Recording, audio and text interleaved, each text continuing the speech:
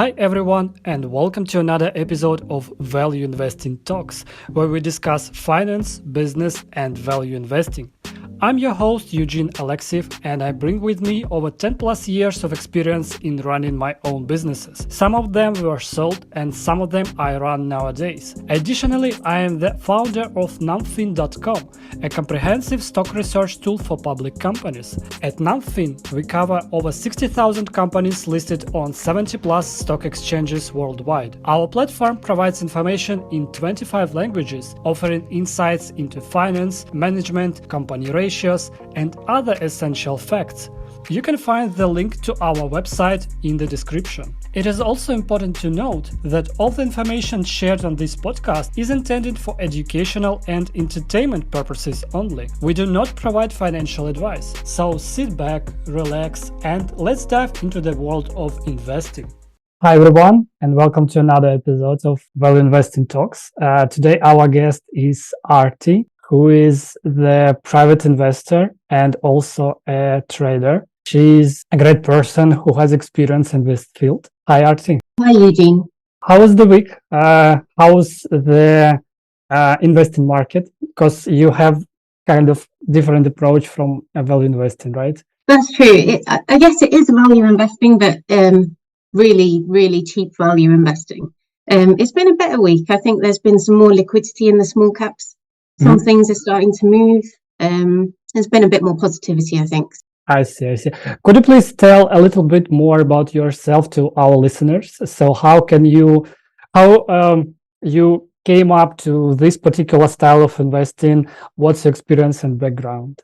Okay, so I guess it's kind of happened by accident for me to an extent, because I didn't intend to be an investor. But about 10 years ago, I was working as a chartered accountant. That's what I did. I did that for about 13 years. But something happened in my life that forced me to have to stop doing that job because I had other commitments that I had to meet. Right. I had savings that I could live on for a bit, but I had to find a way to make money. And around that time, interestingly, Royal Mail IPO'd. And so I bought some shares in Royal Mail and I downloaded the Hargreaves Lansdown app. Mm-hmm. And I guess since then, everything's history because I started trading that way. I got the Naked Trader book. That was the first book I read. The main message I got from that was to buy what you understand or have a logical reason for buying, whatever stock that you're looking into. So I actually started off by buying Hargreaves Lansdown itself because I liked the app and I thought, there'll be lots of investors using it. So that was one of the first stocks that I traded. Mm-hmm. And once you start reading around the subject, Googling the companies that you're interested in. And I came across a website called lse.co.uk. I started picking up ideas from there. Yeah. One thing I will say is always believe in your own ideas. Don't just pick up ideas. But it was a starter for me to start looking at the small cap stocks. Okay. And that's where it all started. Once I started looking at the smaller caps, the market caps were so low. If they went well, they went really well. And if they went badly, it meant you didn't know exactly what you were buying or you didn't manage your trade properly. But I could see that there were some good returns to be made in that space at that time. Yeah, this is really great because it is perfectly suited to the concept of value investing when you have your particular circle of competence and you, as you said previously, invest in what you understand. You continue to read, educate yourself, and just expand this circle. And I have a more question about the investing in small cap companies because sometimes there is not so much information about the company, the management, and sometimes this company can be like 1 or 2 years into business. Being public. How do you deal with that? Yeah, that's true. I see it's a blessing and a curse that there's less information about. I'd say you can get all the information you need by going on the website, comparing to peer companies that are doing the same thing. Mm-hmm. What I do is I start off by looking at the company, going to their website, finding any presentations by management so that I get an idea of what management are like, how well they present themselves. That's quite important on small caps because they have a tougher job because they need to bring investors on the journey that they believe in. Right. So I would look at the website, I read the presentations, I look at the progress that they've made since they listed. So I make sure that they've been meeting the milestones that they say that they would meet, and that they're adding value to that company. And do you really, looking sorry, and yeah. do you looking on the previous history of the company when it was private? No, I don't actually, because often when these companies have listed, they've listed to be able to raise the funds to be able to make progress. Some of them, where I've made most of my gains actually, is on small resource companies where they list, they raise money, they do a drilling campaign, they have a resource in the ground. I'll usually come in when there's some sort of established resource in the ground. It could be oil and gas, it could be copper. Of late, I'm looking at lithium and rare earth. And then I'll look at what the management have done to prove up that resource, get it to JORC standard so that it's a definite resource that they have in the ground. At that point, I'll be looking for companies that haven't quite been picked up by other investors yet, so are still cheap, and where I can compare that resource to other companies with a similar resource and maybe a higher grade or a lower grade, but so that I can say, well, that's valued at that. Maybe 6 months along in progress, they might have done an economic study, so I can see how the journey for the company I'm looking at could go. And yeah, that's how I build up an idea of value for what I'm looking at and what it should be valued at. I can and see. Are you looking on the particular trading volume? Because for this company, this can be like tens of hundreds of deals per day. It's not like the millions in trading volume, like in the middle and large cap. No, I look at the trades that are happening, and I use a platform that shows me what the book looks like, so I can see how many shares are available to buy at any time and how many shares are available to sell at any time, and how that's moving. And sometimes you can catch an opportunity where you can see the book is starting to shift. There's less available to buy, and so that if you're buying at that, you're getting a decent price, as long as you know what the company is about.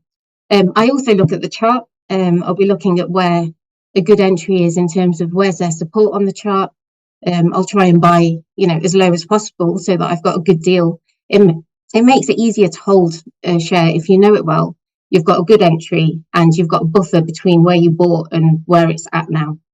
And these companies are all about buy it low with your own conviction. Make sure you're on top of what's going on in that space and with other companies so you can see how the journey will progress. And I also speak to the directors to make sure that everything is as I would be expecting it to be moving. Do these people, you said that you speak to the directors and probably CEOs, and do these people are available on the phone? Maybe you can just call them and ask the questions, or you can go to investor relations. How does it work? No, that's a good question. It's actually one of my red flags when a director doesn't get back to me or investor relations isn't in contact. So that's if a company doesn't get back to me, I will rethink my strategy and we'll probably reduce my holding. But usually there's contacts at the bottom of something called RNS, which is Regulatory News Service, which is the news that comes out every day on these small caps. So I just find the latest RNS or go on the website and establish contact that way. Sometimes you can get the email address for the director of that, or I go onto LinkedIn. So I make an effort to make contact, whether it's via investor relations or the director, and then I'll arrange a call to discuss things further and give them an idea of what I want to know. That's really interesting because in middle cap and large cap, personally, I just look through the middle cap companies, public equities, I mean. And sometimes there is really hard to get to the CEO, especially to ask him or her the questions about the strategy, the company. Usually you just write into investment relations department.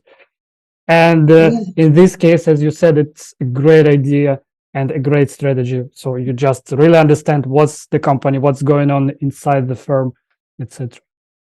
Yeah, that's true. I guess once a company is larger, I guess they've got their funding and their debt and those sort of things sorted, and departments dealing with various aspects. I guess that's the beauty of these smaller caps. You can really get into it. You can get your teeth into it. You can really understand every moving part because they're so early stage that You can see what they've done, which advisors they're using. Yeah. And the directors have a vested interest in actually speaking to their shareholders because they want the story of their stock to spread. And they'll be coming, some of these small caps, especially the resource companies, a couple of the ones I've got, are at the stage where, you know, they've raised some money to make progress. That progress will re-rate the company in terms of its value because they'll de-risk it significantly by proving up a resource, running a pilot plant. At that point, they'll do economic studies, which will again de-risk the company, show that there is value in the projects that they've got. Okay. And then they'll have to go and get funding to build these projects.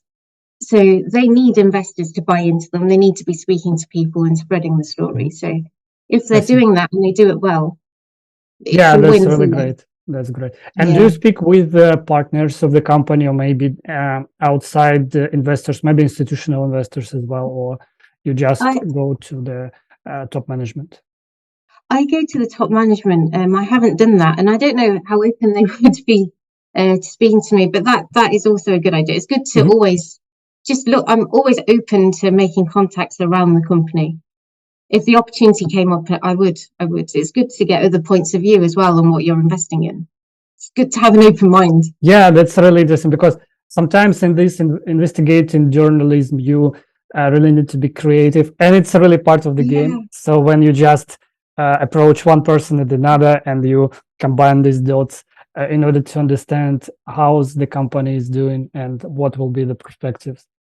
And I have another question containing the cycle, because you told that you are in your circle competence is investing in mining companies and oil companies.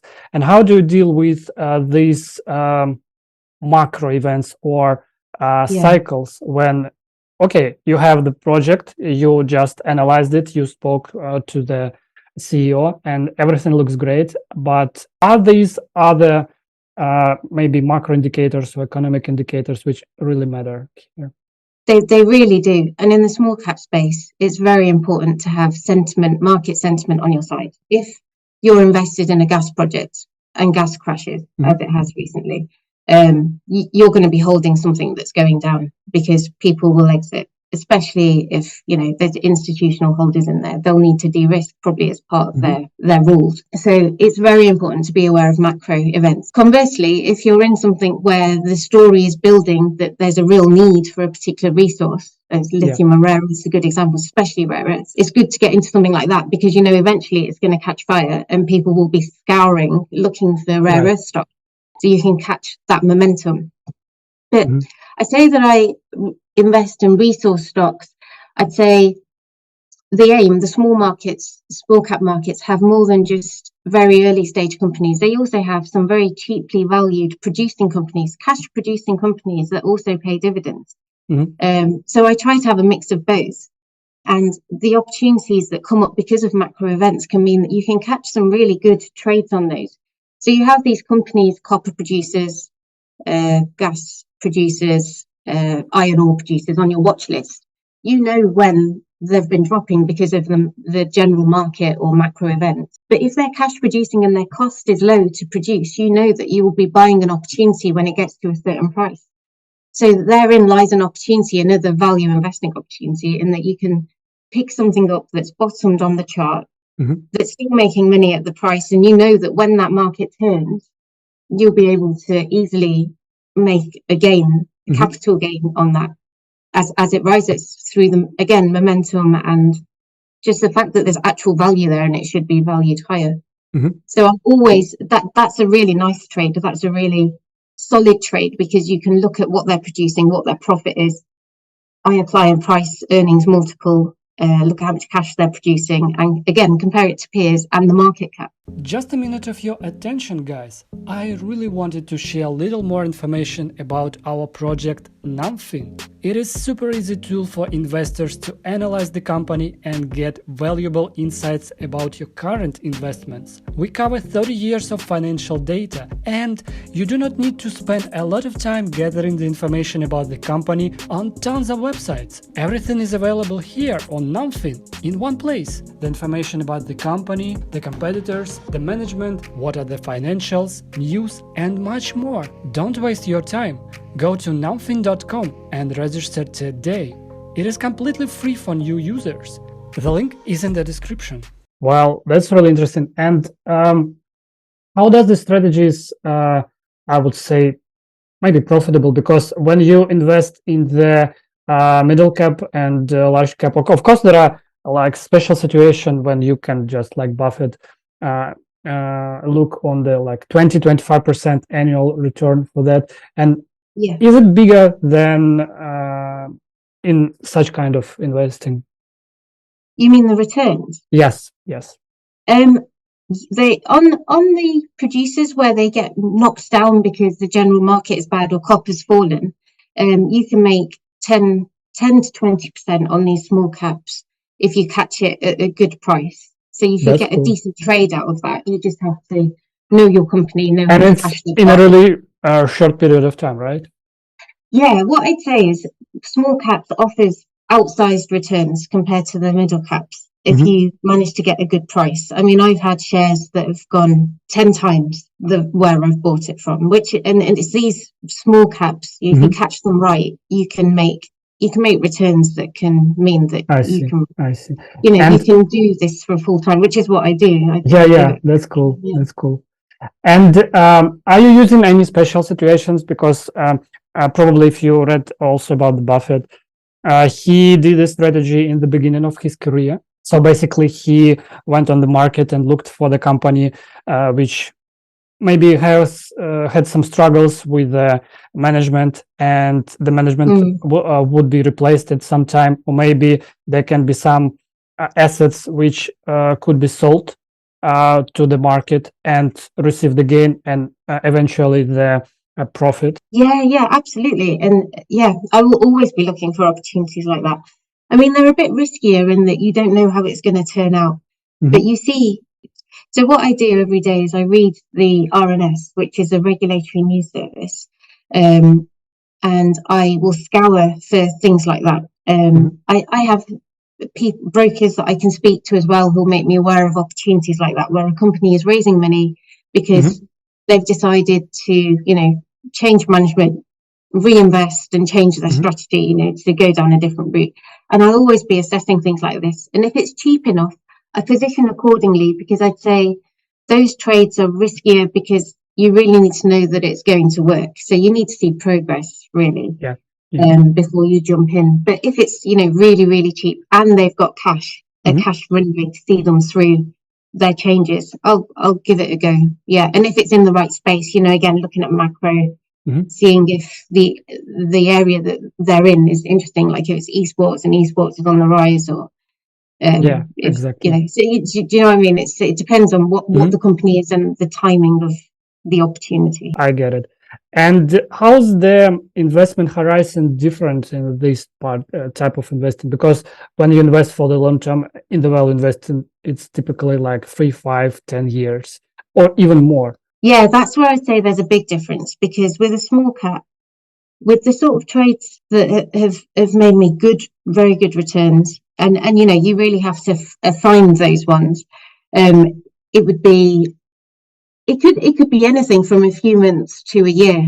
I'd say I'm a longer term holder on the AIM market, because I really buy into the story. It depends when the news is coming, actually, so it would vary. So if you buy at the point where they've got a resource, it's a good resource, the market cap is low compared to peers, but I can see another company listed that's 6 times the value and has, double the resource. And this company saying, I'm doing some drilling, I'll have the drill results in, say, 6 months, and I should have a bigger resource. Well, I would buy cheap when the market's not quite caught on. And I guess I'm buying a bit of the risk as well, but I know there's a resource there, and it's cheap even at that point in time.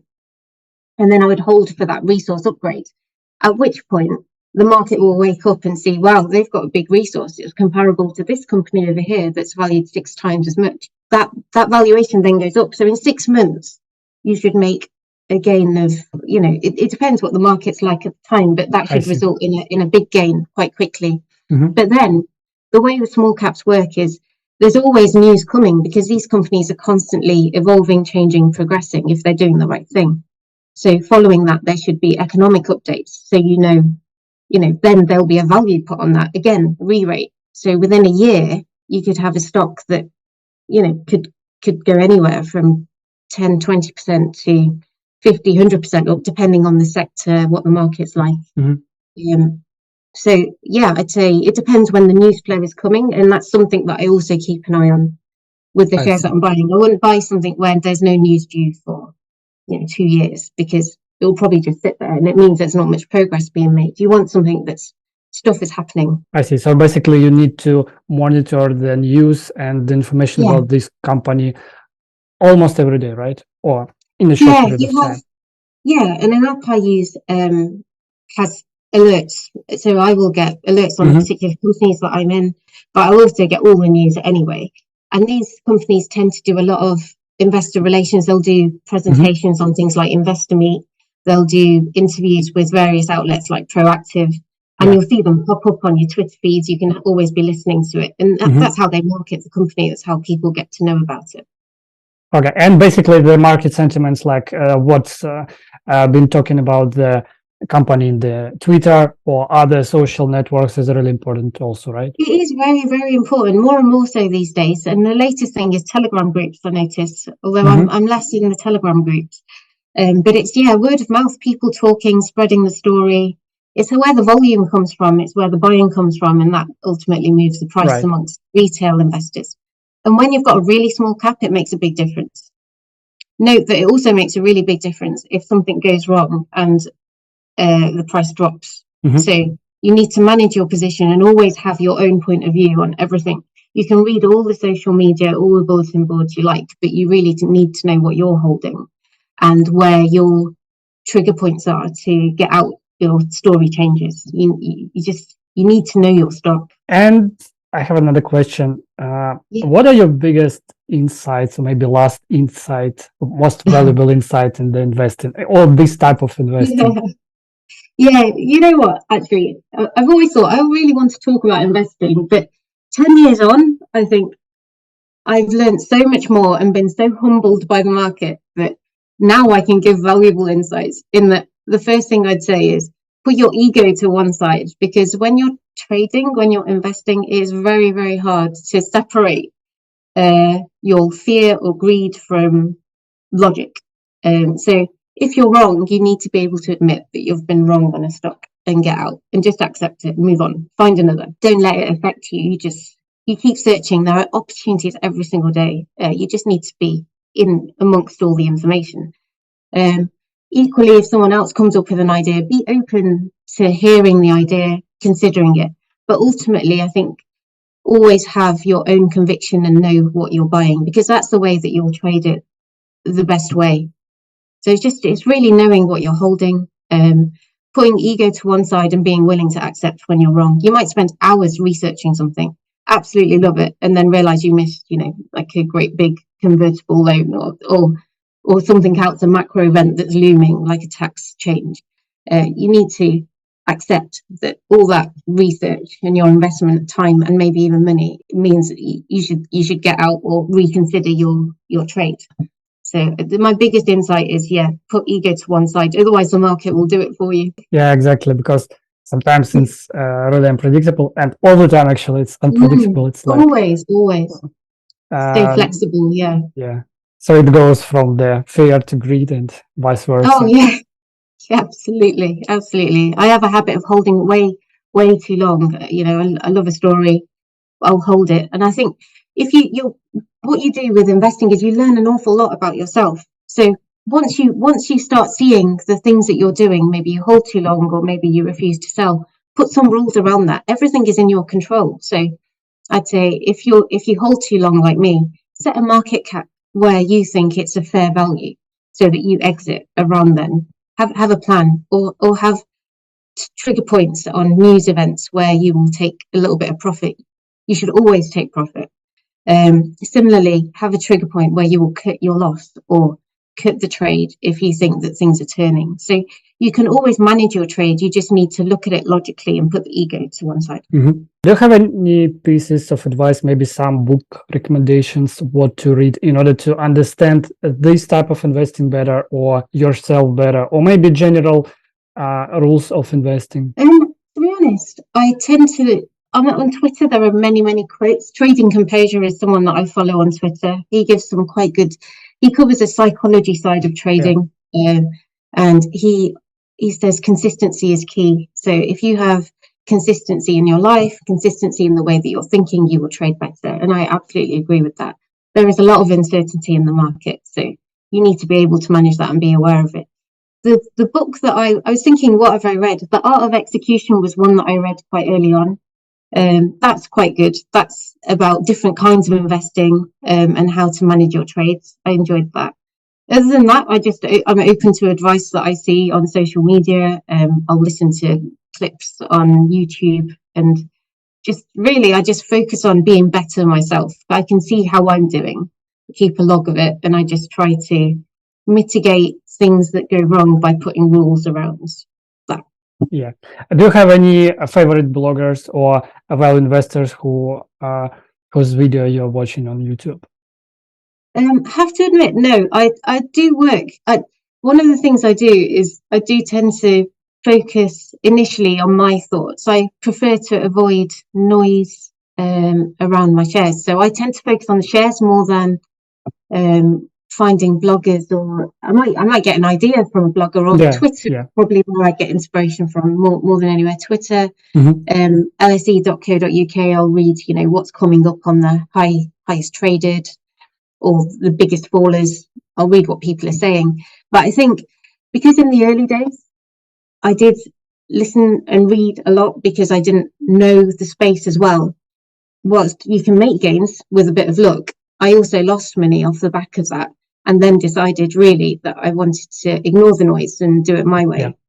So I tend to decide what I think first and then listen around. And maybe some last words words for people who are really interested to start something similar, just putting their money inside such type of stocks, or maybe learning more about this style. What should they do first? I would say find an area that you think is going to do well. Say if you can see in the world, electric vehicles are on the up and you want to look into lithium. So I started with Google initially when I was looking for inspiration on companies. So Google it. Once you Google it, you'll find blog posts, articles, other links to click on, and you can read around the subject. I'd say start small. Don't try and win big straight away. Start small. Make sure you're managing your trade. Don't be afraid to ask questions and contact the company. Look, just if you Google, there's a lot of information, even factual information on the subject matter. So I would say, know your stock. Start small. I actually, one thing that I did read for a while was the Investors Chronicle, which is a very easy to access, very understandable publication that comes out, I think, fortnightly. And I got a lot of ideas from that, especially during COVID, when I moved from small caps into slightly larger caps, or retail companies that I wouldn't normally look at. So reading stuff like that, you can read other people's opinions on it and see what sort of thing they're looking at. And I'd say keep it simple. So start off with the market cap. Look at how much cash a company has got. Has it got debt? How much money is it making per year? You can pick all that up from the accounts. And then you can start comparing whether they're making this much money. This is what the market cap is. Is there value there? Keep it simple and stay consistent. Keep a methodology. But it's absolutely doable. And if you find something cheap and it's the company is doing what it should be doing and meeting its milestones, you can make outsized returns on some of these smaller caps. You just need to know what you're holding so that you can get maximum value from it. Yeah. And I also wanted to add that you can also read more about the fund managers. Sometimes popular funds and the hedge fund managers have like the periodical letters. So when they write about their thoughts, you can also read Buffett annual reports. They are open to everyone. You can just go and read them in Google. You can go and read Nick Sleep's letter. For these are really fantastic guys, although they do not work as a fund now. But all these archives and all this knowledge and experience definitely will help to understand the investing world better and understand where you should be heading in general. Yeah. Well, thank you so much for this valuable talk and all this experience and knowledge. And are there any final words you would like to say to our listeners? I just say it's absolutely doable. Start small and don't be put off by a loss you might make. Just be brave enough to cut the loss and keep your cash and go again. I was going to say the investing guide, the Dummy's Guide to Charting is quite good as well, to be able to understand charts. I think being able to look at a chart and understand roughly, what's going on with that is quite useful. It's another tool.